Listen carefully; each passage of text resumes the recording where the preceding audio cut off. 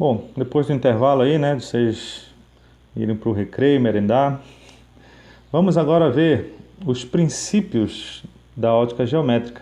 Princípios interessantes. Bom, o primeiro desses princípios seria a propagação retilínea. A gente está vendo aí Isaac Newton e o desenho justamente que embasa. Esse princípio aqui é o que embasa aquele princípio de determinarmos o raio de luz por meio de um segmento orientado, um segmento de reta orientado. Justamente por causa desse princípio aqui, a luz se propaga em linha reta, a luz não faz curva, certo? Por enquanto, mas isso é segredo, tá bom? Então, fique com essa informação aqui de que ele sempre vai funcionar desse jeito, sempre. O que nós temos mais também? Temos o princípio da reversibilidade. Isso aqui que significa? Se nós tivermos um meio transparente, um meio homogêneo e por que não dizer isótropo? Isótropo significa que ao decorrer de camadas desse meio, ele não muda, ele tem as mesmas características, certo? Não sei se você já teve esse contato, talvez até mesmo na química.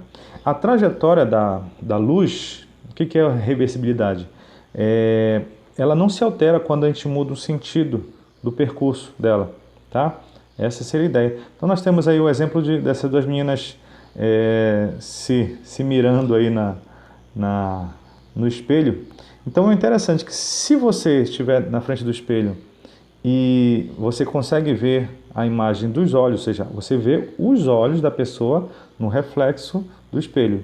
Então significa que essa pessoa está vendo a sua imagem refletida no espelho, justamente porque ele tem essa questão da reversibilidade. Ela não altera a trajetória dela, tá? Com o sentido, quando ele tem a inversão, tipo, ele está indo e de repente inverte. Não, continua no mesmo sentido. Lógico, com as devidas projeções, mas essa é a ideia. Existe uma reflexão perfeita. A gente vai também alargar essa ideia aqui. E por fim, nós temos a independência entre os raios luminosos. Bom, aí a gente está vendo dois raios luminosos, no caso dois prismas, que a gente também vai estender isso, ele faz a decomposição da luz branca, mas a gente está vendo que eles estão se cruzando e depois do cruzamento eles seguem seguem o caminho, né? Sendo que direção, sentido e cores, nada disso vai ser afetado. Essa aqui seria a ideia da independência o terceiro, né, princípio aqui seria da independência dos raios luminosos. Muito bem. Bom, com um dos princípios, que no caso seria a aplicação da propagação retilínea, nós temos algumas aplicações sobre esse princípio. O primeiro deles seria sombra e penumbra. Então imagina essa situação, a primeira ali de cima, figura 1. Nós temos uma fonte pontual, uma lâmpada, temos um objeto, um anteparo, um corpo. Necessariamente ele precisa ser opaco, tá? Ou seja, ele não permite a passagem de luz por ele. Então esse seria esse objeto, esse corpo aí, C, ou um anteparo. Perdão, o anteparo está bem aqui, que é o P. Então, tá vendo o raio de luz saindo de forma retilínea? Então ele vai contornar esse objeto até bater no anteparo. Então nós temos uma região atrás desse objeto opaco que nós chamamos de sombra, certo? Sombra, o que é sombra?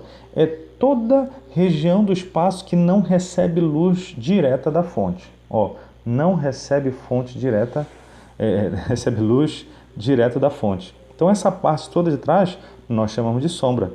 Agora pensa numa fonte extensa, já seria a figura 2. Então, nesse daí, nós vamos analisar as duas extremidades dessa fonte e percebendo que ele libera, consegue contornar, cada extremidade consegue contornar aquele objeto opaco até chegar no anteparo do outro lado, o anteparo P. Muito bem? Vocês percebem que tem partes que não recebe luz mesmo, ali que seria a parte central, continuamos chamando de sombra, certo? Mas tem uma outra região que recebe parte da luz. Quer ver? Ó, essa parte bem aqui, quando a gente sai da extremidade inferior, ó, para alcançar aquele ponto lá, ele bate no anteparo. Mas essa outra extremidade recebe, ou consegue enviar uma parte da luz. Mas ela não recebe inteira, então nós vamos ter penumbra. Então, se você tiver duas lâmpadas na sua casa e colocar a sua mão, você vai perceber que à medida que você vai aproximando, sei lá, da mesa, tem uma parte bem escura, que é sombra, é uma parte que não está recebendo luz de nenhuma daquelas duas lâmpadas. Lógico, a gente tem aquela questão de bater nos objetos e acabar iluminando de qualquer jeito. Mas imagina que só tem aquelas duas. Tipo assim, de noite, acho que funciona melhor. Mesmo assim, ainda recebe a iluminação das lâmpadas. Mas tem uma parte bem escura, que é sombra, e tem a outra parte que não é tão escura. Nós chamamos de penumbra. Certo? Essa seria a ideia aqui. E por fim, mais uma das aplicações seriam os eclipses. Olha aqui que nós temos, que funciona também nessa ideia de sombra e penumbra. Como é que funciona o eclipse solar? Nós temos a Lua, o Sol, perdão. A configuração do eclipse solar é assim: nós temos Sol, Lua e Terra. E eles gostam de jogar questões dessa em vestibular. Assim, por quê? Por que é o eclipse solar? Porque o Sol que vai ser tampado, no caso pela Lua. Então tem um indivíduo ali na Terra, naquele círculozinho preto. Esse é o único ponto onde ele consegue ver o eclipse total da Lua. Ou seja, ele está bem na sombra, bem no cone de sombra. Mas tem uma outra região que não recebe, que recebe parte da luz solar, que nós vamos chamar de eclipse parcial. Ou seja, esse povo está tudo na penumbra. Penumbra. Lógico que você está vendo que o Sol ele está emitindo os raios dele. Tem a parte escura da Terra, mas o que seria a parte iluminada que está na frente, a Lua está atrapalhando o processo. Então, isso nós chamamos de eclipse solar. Mas também temos o lunar. A configuração do eclipse lunar já seria o quê? Já é o Sol, a Terra entre o Sol e a Lua. Ou seja, agora é a Terra que cobre a Lua. Perdão, cobre o Sol. A Lua não consegue ver o Sol, certo? Porque a gente só consegue ver a Lua à noite justamente por causa que o Sol joga luz na Lua e ela rebate para a gente. A gente consegue ver. Mas se nós tamparmos essa luz que está chegando para a Lua, acabou, ela não tem nada para refletir, para mandar de volta, para rebater para a gente. Então, quando a Terra cobre o Sol, né, a Lua fica sem esses raios de luz.